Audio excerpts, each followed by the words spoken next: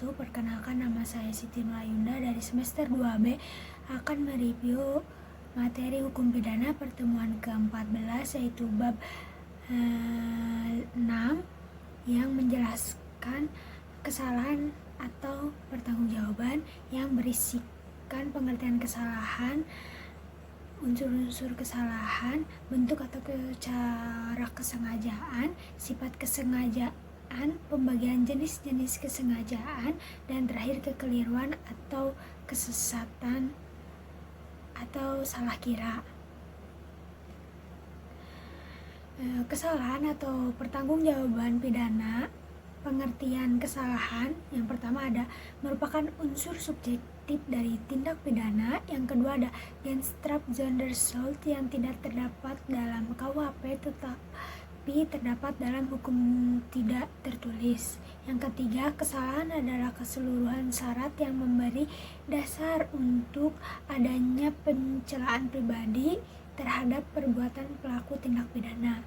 Yang keempat, dalam arti yuridis dibagi kesengajaan, dolus atau offset, dan kealpaan atau culpa. Dalam arti yang sempit, kesalahan sama dengan kealpaan. Selanjutnya ada unsur-unsur kesalahan. Kemampuan bertanggung jawab adanya hubungan batin antara pelaku dengan perbuatannya, yaitu yang berupa kesengajaan atau kealpaan. Tidak adanya alasan pemaaf. Pengertian kesengajaan atau dolus atau offset dalam KUHP tidak ada definisi tentang kesengajaan. Tetapi dalam MVT kesengajaan dalam KUHP tidak ada definisi tentang kesengajaan, tetapi dalam MVT kesengajaan diartikan dengan menghendaki dan mengetahui, willen and weten.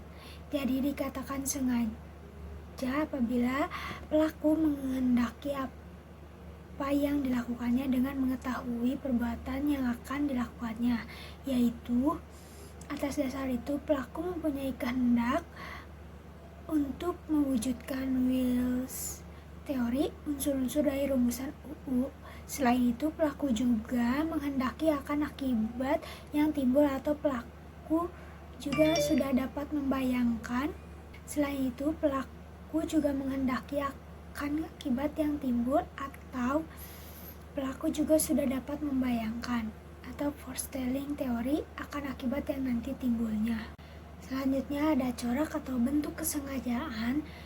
Kesengajaan dengan maksud atau bertujuan, offset al augment atau dolus directus untuk mencapai tujuan, yaitu bentuk kesengajaan yang paling sederhana di mana perbuatan pelaku ditujukan untuk menimbulkan perbuatan yang dilarang dan pelaku menghendaki perbuatan tersebut beserta akibatnya. Contoh, A memukul B dengan maksud agar B merasa sakit dan kapok untuk tidak berbohong lagi. Selanjutnya ada kesengajaan dengan sadar kepastian atau keharusan.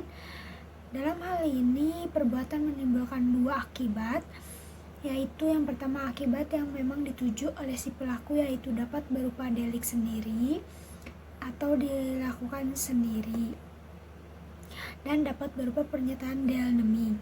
Yang kedua ada akibat yang tidak dikehendaki tetapi merupakan keharusan dalam mencapai tujuan, sehingga akibat ini pasti terjadi timbul. Selanjutnya ada kesengajaan dengan sadar kemungkinan atau bersyarat atau dolus eventualis. Ada keadaan tertentu yang semula mungkin terjadi kemudian benar-benar terjadi. Contohnya Ares Queta di kota Wijchen, negeri Belanda. Selanjutnya ada sifat kesengajaan. Kesengajaan yang pertama ada kesengajaan berwarna atau bubs offset. Sengaja melakukan perbuatan atau dolus molus, berarti sengaja untuk berbuat jahat atau bos offset. Jadi kesengajaan perlu ada kesadaran dari pelaku terhadap perbuatan yang dilarang. Dengan kata lain, kesengajaan berarti kesadaran dari si pelaku terhadap perbuatan melawan hukum. Atas dasar itu, kesadaran menjadi syarat untuk untuk dapat dipidananya pelaku. Yang kedua ada kesengajaan tidak berwarna atau color loss offset.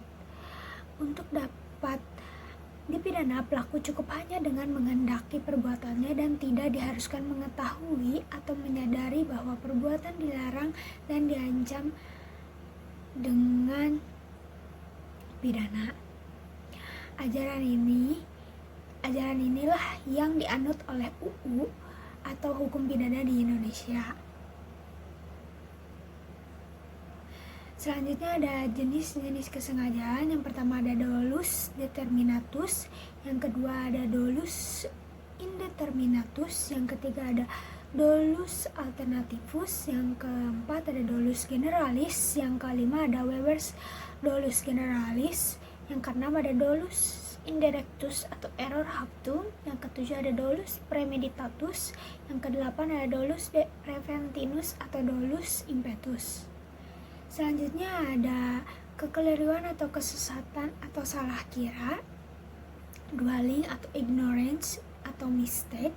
Kesesatan dapat dibedakan. Yang pertama ada kesesatan peristiwa, yang kedua ada kesesatan hukum, yang ketiga ada kesesatan atau kekeliruan orang, yang ketiga ada kesehatan atau kekeliruan orang, yang keempat kekeliruan objek, yang kelima penyimpangan sasaran, yang keenam delik putatif. Selanjutnya ada kealpaan culpa, merupakan kebalikan dari kesengajaan atau dapat juga disebut kurang hati-hati, yang terdiri dari kealpaan disadari bewusstschuld dan kealpaan tidak disadari unbewusstschuld. Dan yang terakhir ada bentuk-bentuk culpa. Yang pertama ada culpa lata atau merhelis sekul, yaitu kealpaan berat. Yang kedua ada culpa lepis atau culpa lepisime, yaitu kealpaan ringan. Yang ketiga ada bewusstschuld, yaitu kealpaan disadari pelaku dapat membayangkan dan memperkirakan kemungkinan timbulnya akibat dari perbuatannya. Yang keempat ada unbewusstschuld, yaitu pelaku tidak dapat membayangkan akibat yang mungkin timbul dari perbuatan yang dilakukannya. Selanjutnya ada kemampuan bertanggung jawab, yaitu keadaan batin jiwa seseorang yang sehat dan normal ketika melakukan tindak pidana. Cara menentukan kemampuan bertanggung jawab yaitu yang pertama ada sistem deskriptif atau menyatakan, yang kedua ada sistem normatif atau menilai, yang ketiga ada sistem deskriptif atau normatif, gabungan dari 1 dan 2. Saya akhiri dari video hari ini. Saya akan lanjut di video berikutnya. Sampai jumpa di video selanjutnya. Mohon maaf bila ada salah kata. Sampai jumpa.